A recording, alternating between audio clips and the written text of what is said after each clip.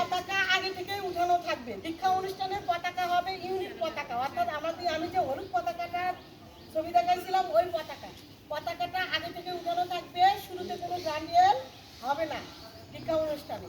আমরা এই বৃত্ত আকারে দাঁড়াবো। এই দীক্ষা অনুষ্ঠানে একমাত্র ইউনিট লিডারই পরিচালনা করবে।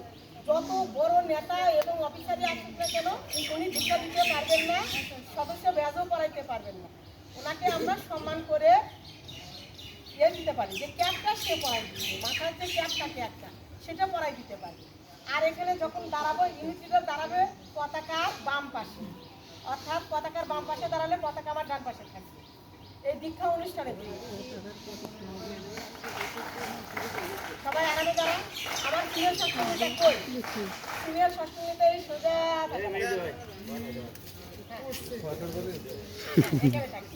আমার দীক্ষা প্রার্থী কই, আপনার ষষ্ঠ নেতা কই?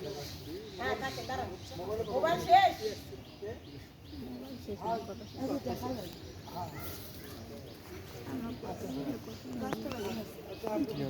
আপনার নাম কি?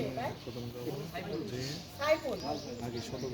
যখন রহিম সাইফুলকে নিয়ে আসবে, দৌড়ে নিয়ে আসে আমার সামনে বলবে আমি কোন ষষ্ঠ, এটা লাল রহিম বলবে আমি লাল ষষ্ঠকের ষষ্ঠ নেতা, আমি লাল ষষ্ঠকে। আপনাকে আমি জ্ঞান দিয়ে এখন হবে না ম্যাম, এখন এখানে দৌড়ে নিয়ে আসে বলবে আমি লাল ষষ্ঠকের ষষ্ঠ নেতা রহিম বলছি। আগে এসে সালাম দিবে, দেওয়ার পরে বলবে আমি লাল ষষ্ঠকের ষষ্ঠ নেতা রহিম বলছি, আমার ষষ্ঠকের সাইফুল দীক্ষা নেওয়ার জন্য প্রস্তুত। আমি তাকে দীক্ষা দেওয়ার জন্য আপনাকে অনুরোধ করছি। এরপরে সেখানে গেটে চলে যাবে। তারপরে সব কাজ আমার সাইফুলের সাথে মনে থাকবে। ওখানে হাত ধরবেন না, হাত ছেড়ে দেন। নিয়মটা আমি বলে দেই, আপনি এক কদম সামনে আসবেন, সামনে এসে সাইফুলের সামনে মুখ করে দাঁড়াবেন। তারপরে সাইফুলকে এক কদম সামনে আসার জন্য ডাকবেন। সাইফুল এসে আপনার বাম পাশে দাঁড়াবে। বাম পাশে দাঁড়ানোর পর দুইজনে দুইটা ঘুরে ওকে নিয়ে চলে আসবে।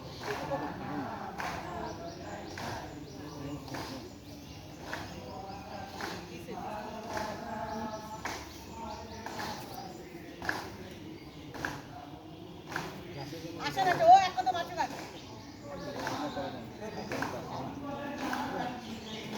হ্যাঁ বাম পাশে এক কদম রাখবেন।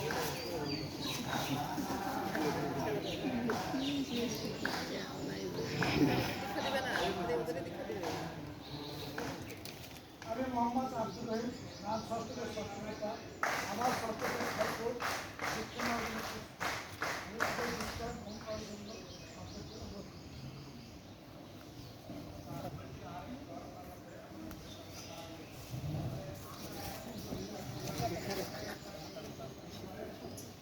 সাইফুল, তুমি কি দীক্ষা নেওয়ার জন্য প্রস্তুত? জি জনাব। তুমি কি কাব স্কাউট, সালাম, মঠো, গাঙ্গিয়ের প্রতিজ্ঞা জানো? জি জনাব।